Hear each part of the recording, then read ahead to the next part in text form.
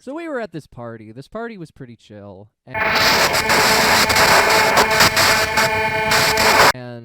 I will say that a lot like other parties, there was a bowl of punch.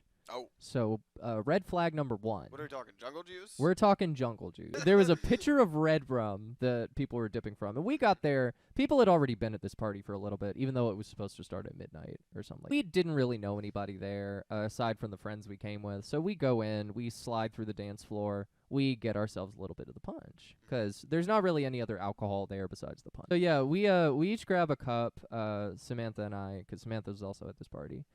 And we start mingling. We start talking to people. Grab a friend, grab a cup, grab somebody to fill you up. We grab a cup and bottoms up, as it were. We get a little taste of this punch, and red flag number 2, we immediately say, it's not that strong. That was cup number 1. We get our drinks and we go back to the porch because we didn't really feel like dancing, and we mostly just wanted to talk to the friends we came with. Right. We start talking. We knock it back. Didn't really feel anything from the punch. So we go back and get another cup. Right. This happens 4 or 5 times. Okay. Now, did you ever find out what's in this witch's brew? We never found out what was in the actual punch, but there was definitely alcohol in it. It definitely packed a punch. It definitely, it did indeed. So at some point in the party, we go back inside, and I look over at a little table there, and there's a group of people just hanging out. I see the table, and on this table is a plate with a straw and some white powder on it. Okay. A little inquiry reveals that this is ketamine. Yeah, it was really starting to shape up into a Hollywood situation here. So sounds Hollywood. So so I grab the plate, I do a little bump of the K, and then I go back, I grab a few more cups of the punch. By this time I am really starting to feel it. Okay. I'm really starting to feel this punch, I'm feeling the ketamine. I'm starting to feel it. I grab a few more cups of the punch, and then that's when I notice that this punch is actually a lot stronger than I thought it was. Of course. I'm at about my 7th cup at this point. Whoa. And they were like small cups. They were like about that big. Okay. So like not big. I would say about like maybe like 3.5 solo cups maybe.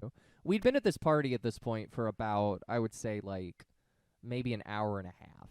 Okay. We've been drinking the entire time. Right. And then a little spot opens up on the couch next to the table where everybody was hanging out. At this point, somebody reveals that there are just like a bunch of joints that are sitting on the table too. Okay. So I pick up a joint. Hopefully no war skunks around. Oh! Thankfully, there were no war skunks. I lit it up and did not get my face blown off. Now, this is a point I will say, because we had been passing joints around, like, outside. There was a dude who kept coming in because he had lost a bag of weed, so he would, like, go and be like, oh, I'm trying to find my weed. We would talk to him for a little bit. He would go inside. He'd come back out and he'd be like, did you find it, man? He'd be like, no. And then he'd talk some more, and then after that he'd be like, I gotta find this weed, dude. So then he'd walk back. So that's right. I'm sitting on the couch. At this point, I am drunk. And drunk. I don't Joint realize. in hand. Joint in hand. I was holding it like a cigarette. Nice. And at this point, that's how you know you're drunk. You're acting like Euro trash. I know, right? I was holding the joint in my hand like a cigarette, and I was smoking the whole thing. And it was a joint about this big. It was pretty beefy. And like, I start getting a little lightheaded. I start like, the room starts spinning a little for me. So I'm like, I need to park on this couch. I park on the couch. Samantha's to my left, and then a friend of mine is to my right. There are some other people on the couch too. And at that point, I rediscover the plate of ketamine. Ah, okay. I pick up the plate. There are still some lines on here, and then there's like the little chunk. There's like a little just like pile where people have been cutting lines from to do it. Ah, sure. And me, at this point, thinking, oh, ketamine's a good idea. I go, not for the line, but for the chunk of ketamine that's just sitting there. I take a big snort of that. Yes. And then I keep snorting it in my nose afterwards because it keeps sticking in there. And I don't know how much ketamine I did, but at a certain point, the room starts to spin. Whoa. Everything starts just getting wild. And then... Hog wild! It starts getting hog wild. I start, like, phasing in and out of reality. I've done psychedelics before. I've had some, like, pretty, I would say, out-of-body experiences. I have never experienced anything like that. It sounds like a K-hole, yeah. I've dabbled with the ketamine. I've never been in the K-hole. I don't know. That's what they warn you about. Yeah, I was knee-deep in a K-hole, and let me tell you, I got to a point where I could not my body and the environment around me felt equal. Like, Whoa. I literally could not tell where my body ended and where, like, the couch began. Whoa. And, like, everything I was looking at, all of the lights that I was seeing, they started, like, just merging into geometric shapes and start phasing in and out of each other. Whoa. At a point, like, I closed my eyes, and that's all I saw was just that over and over again. And, like, I heard the chatter in the party. Occasionally, people, like, started to talk to me to, like, try to check in on me, see if I was doing okay. I was not doing okay, by the way. I was very fucked up.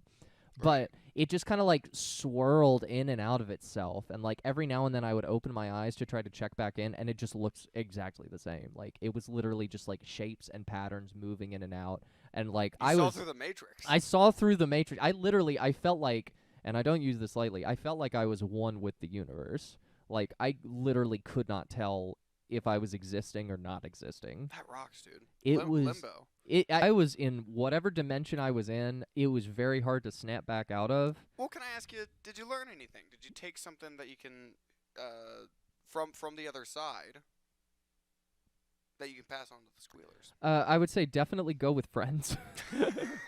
Definitely don't do this by yourself, because I was in a really bad place, like, after that. Like, you hated it? Yeah, well, I didn't hate the experience, but I was definitely not in a place where, like, I wanted to be around a bunch of strangers. Like, it was at a point where, like, I don't really remember chunks of that night. Right. Like, I have flashes of apparently I had to be carried out of the house. Whoa. Because, like, I was just so unresponsive. Like, I had to be carried out of the house. I don't really remember anything. Apparently I threw up in the car on the ride back. Oh, Jesus. Yeah, and the only way I knew that was because when I finally started to come out of the K-hole, like, I have, like, flashes of memories from, like, being carried a little bit, from people, like, asking if I was okay, and then, like, being on the couch down here.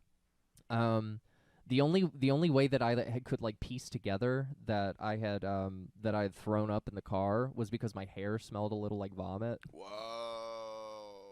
And then after that, like, I woke up the next morning just exhausted. And then, like, I kind of, like, because my nose was a little runny, and it was, like, I still had ketamine, like, chunks of ketamine that were, like, crystallized around my nose. So I don't know how much ketamine I did, but I did a shit ton. I will say, shout out to the people who got me home, who made sure that nothing happened to me, because I was in a terrible, terrible place. Sunday. Everybody knows we're Hog Wild.